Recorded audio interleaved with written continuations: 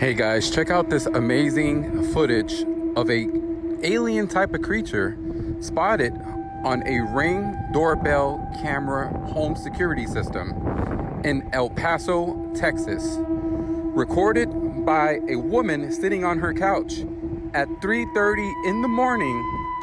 Noticed something on her phone from a notification telling her that there was some type of movement or activity outside of her home. Now, people all over the internet are saying this is some type of alien creature or of an unknown species. No one seems to know what this creature is. It's going viral all over the internet, all over TikTok. People are sharing this video and reposting it. Others are saying the eyes and face resembles Taylor Greene, a political runner. What do you guys think this is? Please comment.